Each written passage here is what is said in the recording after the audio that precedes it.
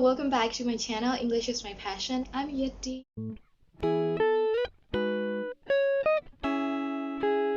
So there are so many English teachers that I like to work together, and one of them is Morgan from the YAX Accent. So I came across one of her videos and wanted to collaborate with her on my new video content. So I reached out to her and she said yes. Today she'll be my teacher for an hour or so, and we'll be discussing some prosody related stuff. So let's get started.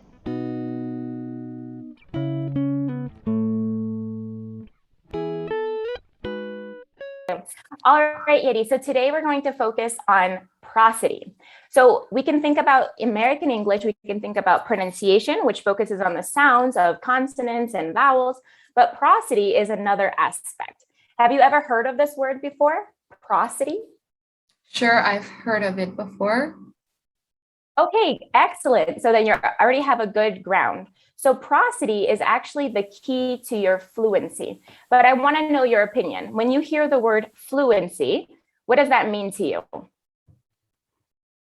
Oh, okay. Let's say fluency, from my point of view, it's being able to express and communicate, being able to express your thoughts and communicate your feelings effectively and clearly, or as much as you want to. That's what I think of fluency. Yeah. Yeah, that's what I always hear from my clients. What you mentioned was being clear. And so I want you to think about two pictures. I'm going to show you two pictures, and we're going to talk about the difference and how we can compare fluency. So in this first picture, you can see somebody is surfing, this smooth going up and down the waves, hopefully. And then we can see the second one, skipping rocks. Duh, duh, duh, duh. Yeah. Which one do you feel is fluent, surfing or skipping rocks? I'd say surfing. Yes. So that's what fluency really is what you mentioned, effectively, clearly, but also smoothly. And really that, which is everybody's goal, is the key to that is prosody. So today we're going to compare English to other languages, in this case, Burmese, and we'll understand, well, what is prosody? We're going to talk about the important and the lesser important words in a sentence. You'll learn how to stress the words to give meaning to what you say, and you'll get some tools to achieve natural flow and pace. You can take this information from the class and use it in real life. That's our goal. So before we get going, I just want to get your opinion. Do you have a wild guess, Yeti? How many languages are spoken in this world? How many? I have no idea. Maybe 195 or 135. I don't know. That's a very exact guess. Good job. Actually, Yeah. I want to show you. There are close to 7,000 languages in this world. If you can Wow. believe it. That's a lot. Yeah, I know. And it's just impressive. But the reason why I show that to you is because each language has their own pronunciation. But interestingly, Yeti, all of these languages in the world, 7,000, can be divided into two groups rhythmically, prosody-wise. We have what's called a stress time language and what's called a syllable-time language. So let me tell you what this means. A syllable-time language is a language that focuses on each syllable giving the same stress, sounding like this. Da, da, da, da, da. So if you have a sentence of 3 words, it's this length, 4 words this length, 5 words this length, it keeps getting longer. Whereas a stress time language is a language that focuses only on certain words or certain syllables. So it sounds da da da da or da da da. It kind of changes. And so if you have 3 words, it's this length, 4 words this length, 5 words this length. It maintains the length because it stresses the primary words and then squeezes the unimportant words down. So when you think about Burmese, which of these type of languages do you think Burmese is? I think Burmese is like syllable time language. Oh, but I'm not sure because, in some words, it sounds like they're stressed. So, but mostly it is syllable timed language because Burmese people tend to speak English like kind of without stressing anything or about putting effort into certain important words. So let's say like Burmese is a syllable timed language. Yeah.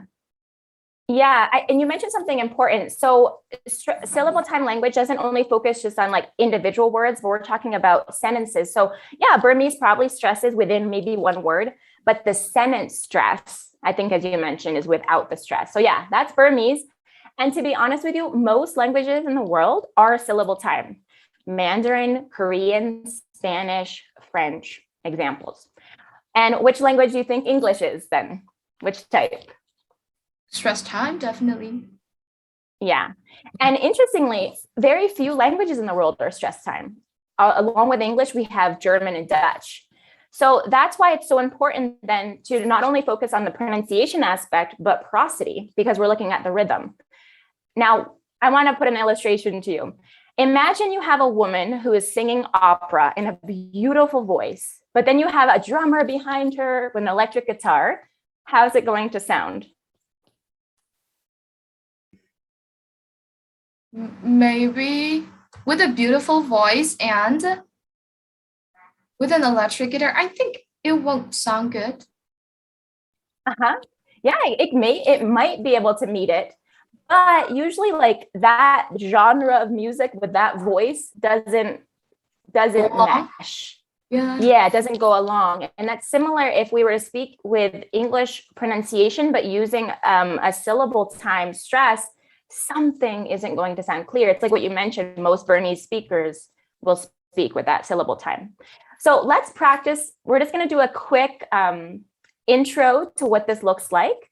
And so let's get into this. Here we have a really short paragraph. So I want you just to skim it with your eyes so you know what it's about. And then when you're ready, you can read it out loud. And I'll listen to you. Okay, so let's start. I think I've seen this paragraph before. I don't remember where. Cool. So let's start. 1, 2, 3, 4. 1 and 2 and 3 and 4. 1 and a 2 and a 3 and a 4. 1 and then a 2 and then a 3 and then a 4. Okay, the last one is. Thank you. It gets a little weird. Yeah. Okay, so let's break this down. Actually, here we have multiple sentences. So all of these sentences have a few words that are the most important words, the stressed words, and they're the ones that are repeated. Which words are repeated in each sentence? 1, 2, 3, 4. Yeah, so those are the words that we really want to hear. Yeah. Everything else we reduce or we bring down in strength. So in the second sentence, which words do we want to reduce? And? Yes. So in English, when we reduce the word and, we actually make it mm. So how do we do this? I want you to take your tongue tip. You're going to bring it up behind your teeth, touching the tooth ridge, that bump. Like, Yes, and you hold it. If you take your finger on your nose, you might feel a little vibration. So 1 and 2 and 3 and 4. Try that. 1, 2, and 3 and 4. Yeah, very natural, Yeti. Yeah, excellent. Okay, and then the next sentence, which words do we want to reduce? And a. And a. Yes, so here, you already got it. Beautiful. Okay, so 1 and a 2 and a 3 and a 4. Can you try? Yeah, definitely. 1 and a 1 and 2. 1 and a 2 and okay, 4. Go hard on that 1, 2, 3, 4. So 1 and a 2 and a 3 and a 4. Move your body if you have to. Okay, let's say 1 and a 2 and a 3 and a 4. Like that? Yes. Yeah. So you hear those main words. Yeah. Okay? And then the last one. Now, don't get scared by the last one. I know it gets a little weird here, but which words do we want to reduce?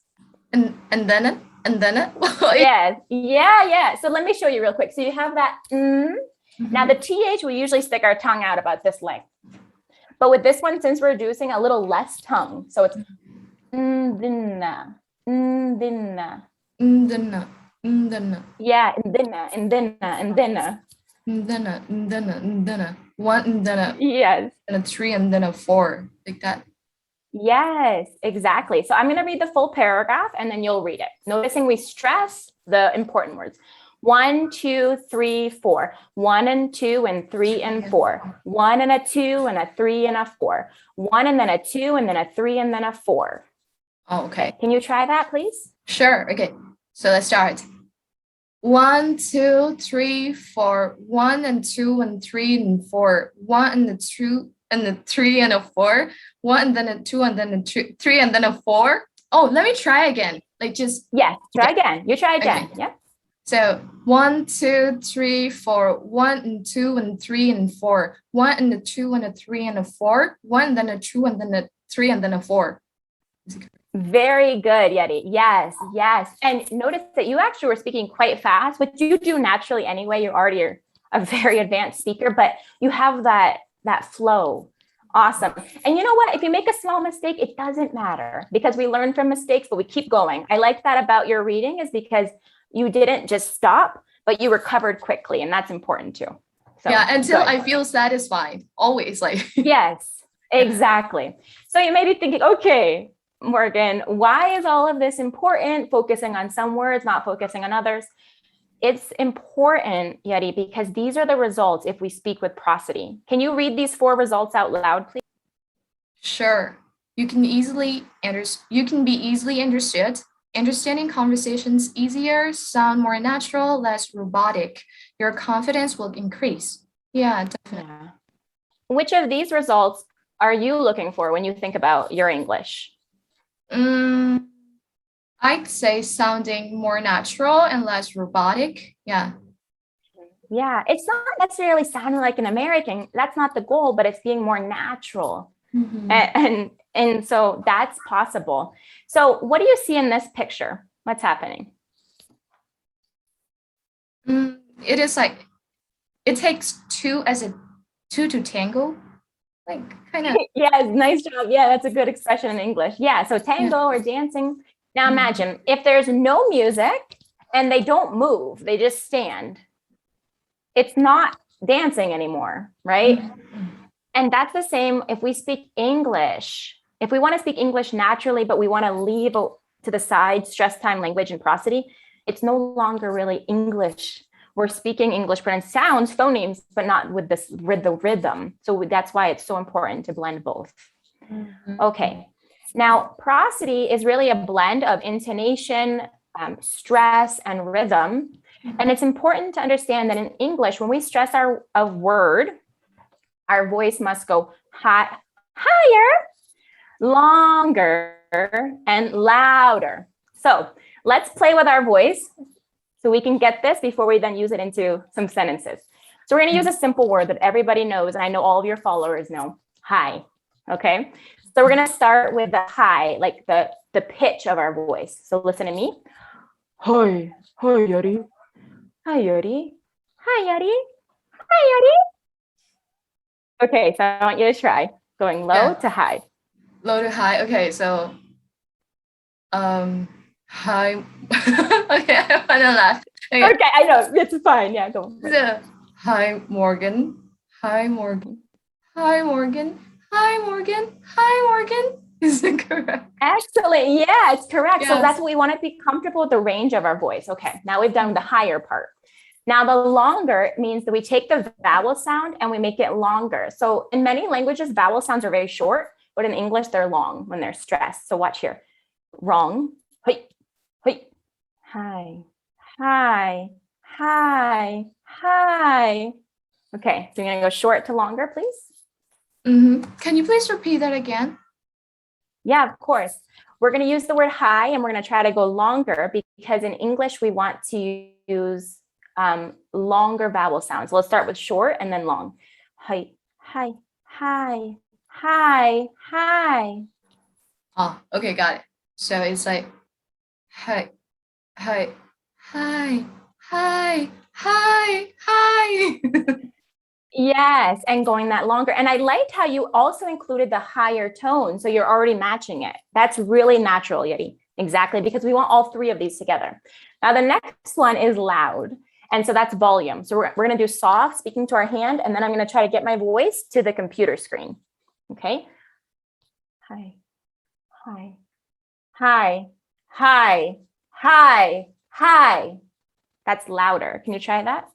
Oh, okay, let me try. So it's like from this to this computer screen. Yes, we want our voice to travel. Oh, okay, got it. So, hi, hi, hi, hi, hi. Is it correct? So that one you were using a little bit more pitch. You were going higher, Yeah. but you weren't going louder. So I want you to make sure your feet are on the ground, shoulders back, because we need air in our chest. Mm-hmm. High, high, high, like a louder voice, but not higher, but louder. Oh, it comes from this. Is Yes, exactly. Yep, from here. okay. So, hi, hi, hi, hi. Exactly. Yes, that was better. Okay. Now that's just an intro. We'll do more of that another day, but it's just an intro. When we stress a word in English, we go higher, longer, and louder, all three at once. So let's practice with a few sentences. Okay. So for Okay. example, if I ask you, who wants tea? How would you read this? Stressing the bold word. Mark wants tea. Mark wants tea. Mark wants tea. Yeah. What does he want to do with tea? What about tea? Which word would you stress? I need to stress tea, you mean? Nope. Stress the bold word. Okay, sure. Okay. Mark wants tea. Good. You went higher, longer, louder. Exactly. What does Mark want? Mark wants tea. Yes. Good. Okay. So your listeners may be thinking, okay, well, which words do I stress? Okay, I get how to stress, but which words? Well, in English, we can divide every single word into two groups: content words, which we stress, and function words, which we reduce. Now, what are content words? These are words that are crucial for the building blocks. These are nouns, verbs, adjectives, adverbs, as well as no, not, never, who, what, where, when, why, and those demonstrative pronouns, this, that, those, and these. So let's just make sure you're up on your grammar, which you probably are, but can you give me an example of a noun, please? Let's say pillow. Nice word. Verb? Verb? Yep. Why can't I think of anything? Okay, wait, let me think. You just said one. Ready. Let me. Good. Yeah. Okay, and an adjective? Beautiful. Yeah. Okay, and so forth. So those are content words, which we stress higher, longer, louder. Now, function words are just to connect information. They're like glue.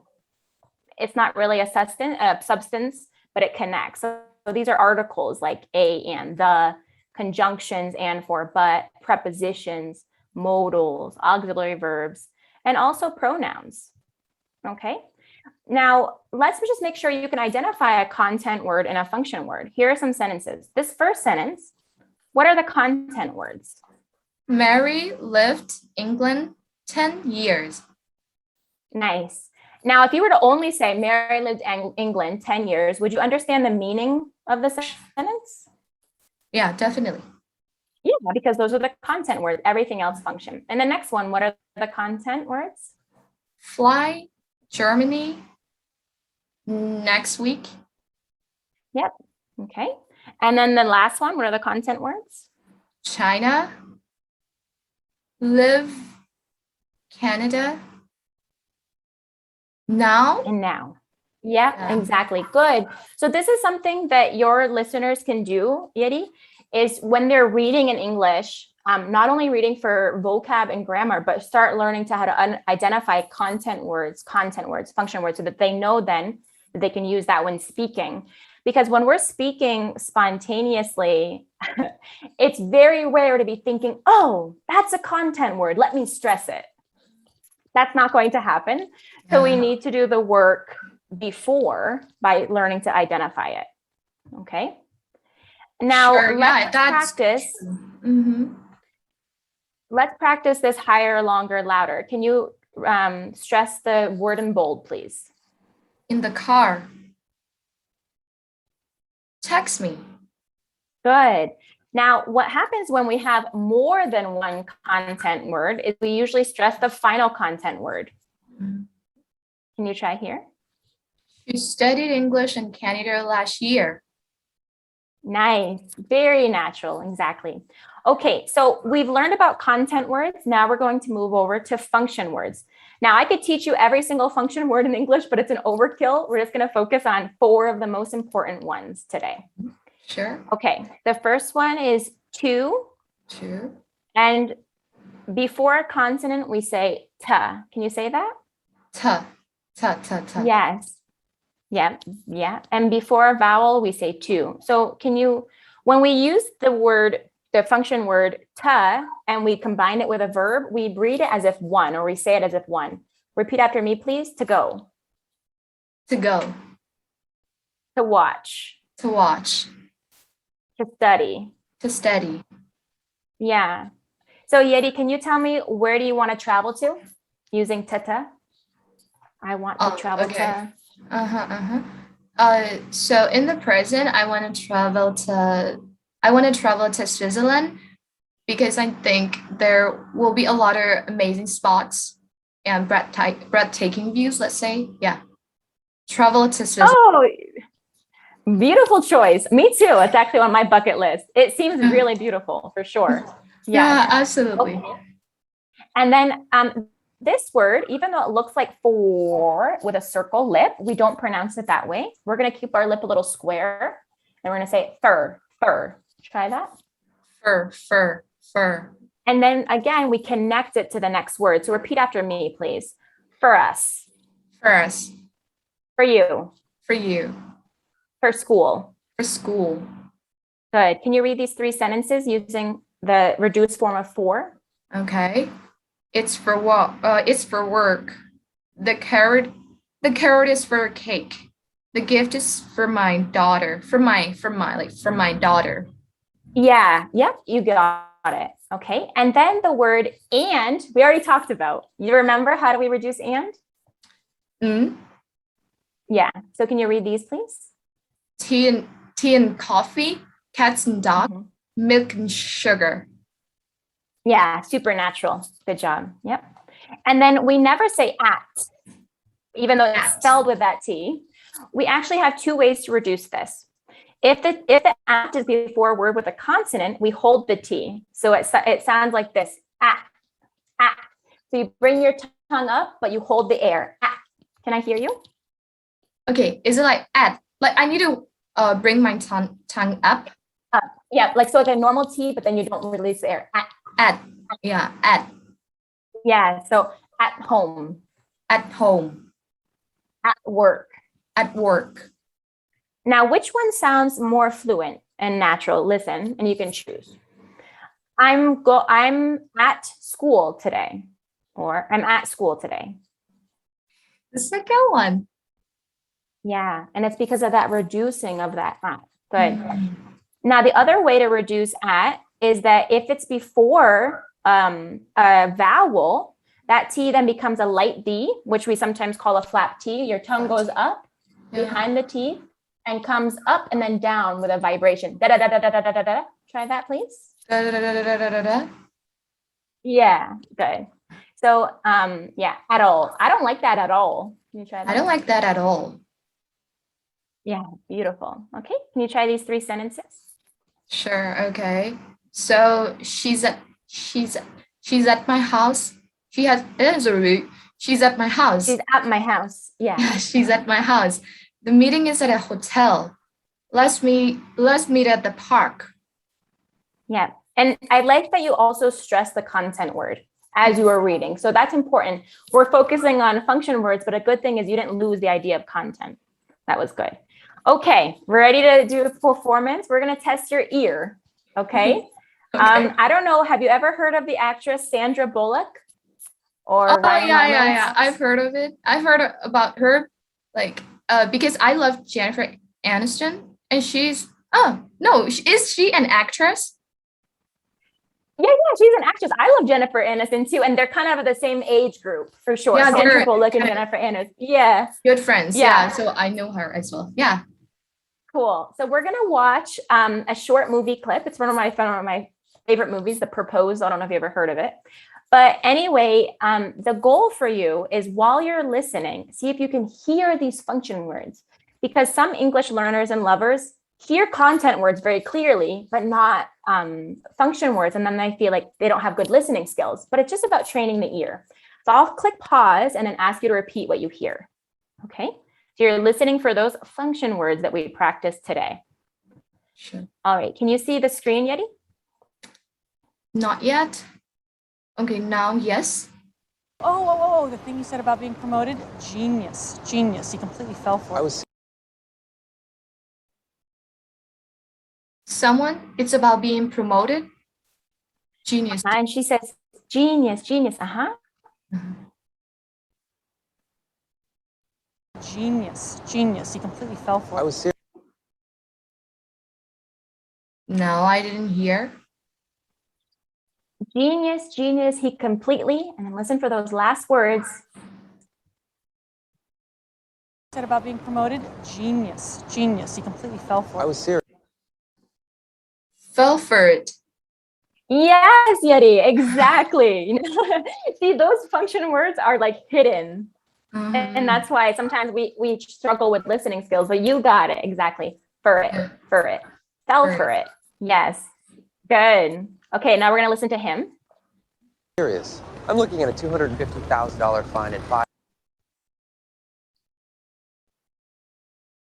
Are you? Yeah. Can you play that again? Yeah, of course. No worries. I was serious. I'm looking at a $250,000 fine and 5. I'm looking at a $250,000. Yeah, so he used that word ada. Yeah. Yeah, so that at. Very good. Okay. So you and I are going to be doing one last activity together. Mhm. And we're going to, you and I are going to become Margaret and Andrew. We're going to read what they said, but I want you just to identify the function words now in each speech, and then we'll read it together. So in the first one, tell me if you see one of those 4 function words we practiced today. And, to. That's it. Okay. Any more? For it. And then ada. To. But it is like before vowel. Yeah. Yeah. So in this case, we would say that to exactly. Yeah. Yeah. And then and you're. Yeah. Okay. Yes. Okay. So do you want to be Margaret or Andrew? Margaret. Okay. Go for it.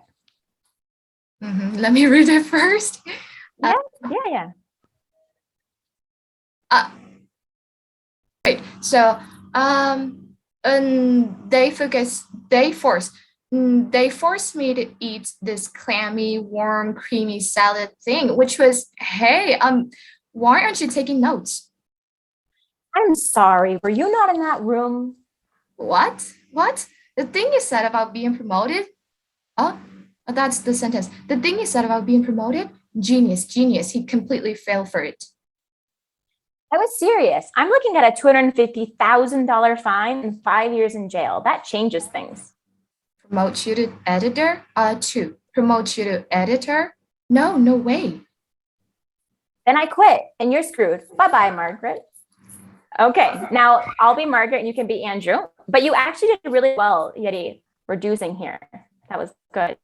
Yeah. Okay. Thank you. And they forced me to eat this clammy, warm, creamy salad thing, which was, hey, why aren't you taking notes? I'm sorry, were you not in that room? What?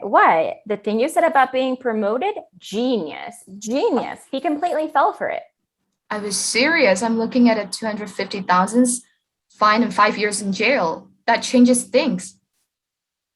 Promote you to editor? No way. Then I quit and you're screwed. Bye-bye, Margaret. Oh, you said Nice. you said promote you to editor? So this is a really good question. So even though, theoretically, to will be ta before a consonant and to before a vowel. Many times in American English, it overrides the rule and it's reduced to ta. So you can use the theoretic rule or just use like the natural rule of ta most of the time. Yeah, promote you to editor. Like. Yep. Exactly. All right, Yeri. So let's recap what we learned today. Can you be my teacher? Can you compare stress time language to syllable time language? Teach me the difference, please. Okay, students, listen.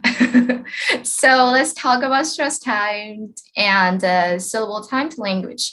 So in a language, when we, let's say, speak or we say sentences by stressing some certain words that are important for the listener to hear, and then we say it is a stress time language.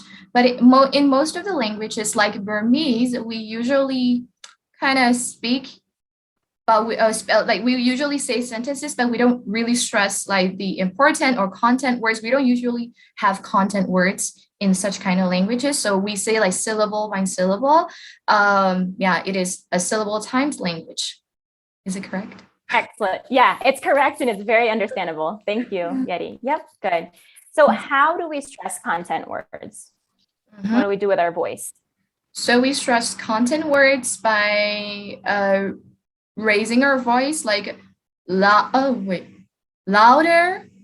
and then higher. It's like higher, and longer. Like yes, good. Yeah. So just with that longer, just make sure you take that vowel and drag it longer. The vowel. Longer. Vowel. Yep. I got it. Okay. Longer. Yeah. Okay. And how do we reduce function words? Today we only learned 4. Do you remember how do we reduce those 4? Definitely. So today we learned 4 function words. So the first one is for. So instead of for, it becomes fur, like fur. And the second one is to. So theoretically there are 2 ways, but naturally there's just only one way to reduce to. So we usually reduce it to ta, or just sometimes you just say to before vowels, but normally just say, if you don't remember, just say like ta, right? Yeah, you'll be safer that way. Exactly. Yep. And then what about the at? At, okay. So when you reduce at, we don't produce the air, let's say for the T, and then we just bring our tongue up, and then it touches here behind the teeth, and then it becomes like at, let's say at home or at school, like you said. Yes, exactly. Good. Those are good examples. Yeah. And what about and? And yeah, instead of saying like and, we say like the way we say the word like and say. Yeah, exactly. Beautiful. Okay, so final question for you today, Yeti. Yeah. What's your action plan? We don't want to just have all this knowledge in our head. How are we going to use this knowledge? Do you have any idea? Or do you need some tips? So normally after learning something new, what I tend to do is like applying them intentionally, like in my speech or whenever I speak, so this is something related to speaking, not writing, right? So whenever you speak, I think whenever you practice at your home, you can think, right, before you speak, or you can just practice before you speak, right? And then you can pick a topic and talk about it, but make sure that you reduce certain words, you stress some important content words. And yeah, I think that's how I'm going to apply it, like in my real life situation. I think that's a really good action plan. I really do. And I just want to add to that for your listeners too, like to start, as I mentioned before, grabbing something in English, a magazine article or a book, and underlining the content words and then reading out loud, focusing on going higher, longer, louder, and then speaking, like you said, recording your voice, and maybe on Monday saying, today I'm going to record my voice and I'm going to reduce ta, and that's your goal. Tuesday, I'll record my voice and my goal is to reduce and. Wednesday, reducing at. So having a goal when we speak, because This is something really important for English prosody, but I've noticed that my students say, hey, Miss Morgan, how do I use this spontaneously? And so it's like what you said, Yeti, you have to do it on your own first, and then it becomes spontaneous. So good action plan. Yeah. Yeah, that's what my students also like have trouble with. Like they always say like, okay, I know it like, you know, when I read it or when I pronounce it, but when I speak, it just doesn't come out naturally or like spontaneously, let's say. So I was like, okay, it's all about practice, right? And also it needs intention. Like when you speak, you need to speak like intentionally, because I think, you know, you just know it or practice. If you don't practice regularly, it won't stick to you, you know. Yeah, that's what they need to put into practice, you know, put them into practice. And I am sure that, you know, like maybe after 2 months or 3 months, it'll definitely stick to you. Maybe they might be able to build their muscle memory. Their tongue might know how to say a particular sound or like how to stress was. So yeah. I totally agree with you. I think it's like anything. I think about swimming. Like if somebody wants to go swimming, would they sit at home and watch YouTube videos about it? No, you actually got to get in the water and move your arms. And it's the same, you know, pronunciation is so different from grammar where you can read about it. It's like what you said, we have to use these muscles to get into the water to start swimming. So I totally agree with you. Thank you, Yeti. Yeah, I also did what you mentioned, you know, because it's also one of my teachers mentioned, like we need to read just pick a paragraph, underline what you want to practice, focus on one thing at a time, because unless you might be a little bit overwhelmed, right? Mm-hmm. For sure. Yeah, so we can easily get overwhelmed. And so a lot of my students say, well, how do I do this? And I always say, for example, today we learned prosody, but thinking about like a target sound, let's do like as in cat. Well, first you'd learn the sound by itself, and then bring it into words, cat, hat, bat, okay? And then we bring it into sentences, the cat in the hat, the cat with the bat, and then using it in conversation. So yeah, we really have to go step by step. It's like what you mentioned, for sure. Yeah, okay. So it's such a constructive, like kind of teaching session. So cool. Now, like I'm pretty sure that most of the people want to improve their pronunciation and accent, right? So they might want to know like what kind of courses or classes you're offering at the moment. So can you please share some information in terms of the classes or services like that you can provide to English learners? Of course. So at YAX Accent, our goal is to help students feel confident and clear. And so we provide two types of services. We have premium one-on-one classes and also group classes. Now, group classes are really natural because English is a social situation. So you're in a small group and you get to learn that way. So we offer two group classes. The most popular one is Pronunciation Power Level 1. It's a 3-month course where we focus on the 12 most critical sounds of English. So it's one class per week. And at the end of this course, you will be able to communicate clearly in English. Maybe not perfectly, but communication over perfection, then you practice.